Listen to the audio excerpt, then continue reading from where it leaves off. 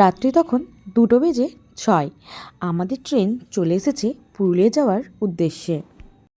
এই ট্রেনটি হাওড়া থেকে চক্রধরপুর যাওয়ার এক্সপ্রেস। আমরা মেদিনীপুর থেকে ট্রেনটি ধরেছিলাম, তবে এই ট্রেনটি আদ্রা থেকে দুটো লাইনে ভাগ হয়ে যাচ্ছে, একটা পুরুলিয়ার দিকে আর একটা অন্য রুটে। আমরা পুরুলিয়ার বরাভূম স্টেশনে নেমেছিলাম, আর সেখানে একটি গাড়ি ভাড়া করে পাহাড়ে ঘুরতে চলে যাই। ড্রাইভার আমাদের গাইড করে পাহাড়ের সব সাইট সিন, সমস্ত কিছু হিলটপ থেকে শুরু করে সমস্ত কিছু ঘুরিয়ে দেখিয়ে দেয়। একদিনের ট্যুরে কয়েকটা সাইট সিনই যথেষ্ট। পুরো পাহাড়ের সাইট সিন করা একদিনে কখনো সম্ভব নয়, তাই আমরা একদিনে কোথায় কোথায় ঘুরেছি সেই সমস্ত কিছুই এই ভিডিওতে তুলে ধরেছি। অযোধ্যা পাহাড় হলো দলমা পাহাড়ের একটি অংশ, আর পূর্বঘাট পর্বতমালার কিছুটা অংশ নিয়ে গঠিত, আর এর সর্বোচ্চ শৃঙ্গ হলো গোর্গাবুরু। এই পাহাড়টিতে জল ভর্তি অনেকগুলো বাঁধ রয়েছে, যা এই পাহাড়টির সৌন্দর্য অনেকটা বাড়িয়ে তুলেছে। এছাড়াও রয়েছে দুর্গা ফলস, বামনি ফলসের মতন অনেক ঝর্ণা, আর রয়েছে মার্বেল লেক, চারিদিকে পাথর দিয়ে ঘেরা একটি লেক, সাথে রয়েছে মন্দিরও।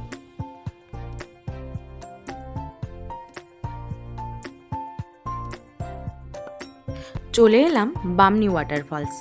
বামনি ওয়াটারফলস দেখতে আকর্ষণীয়, কিন্তু অনেক সিঁড়ি ভেঙে নিচে নামতে হয়।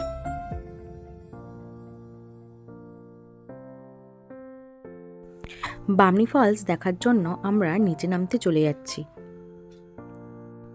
বামনি ফলসের সিঁড়িগুলো নামার সময় যতটাই মজাদার, ঠিক ততটাই আবার ভয়, আবার উঠে আসতেও অনেকটা কষ্টকর।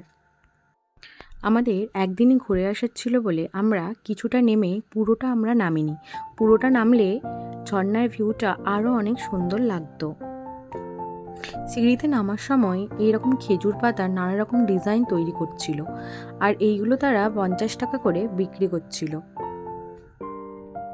এরপর আমরা চলে আসি মার্বেল লেক। চারিদিকে পাথর দিয়ে ঘেরা একটি লেক, আর এই জায়গাটাও দেখতে অনেকটা সুন্দর।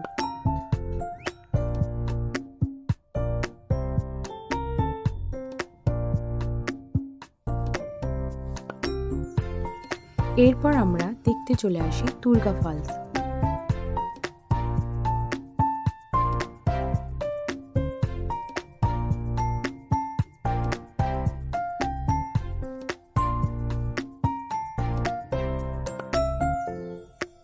এটা হলো অযোধ্যা পাহাড়ের হিলটপ, ময়ূর পাহাড়।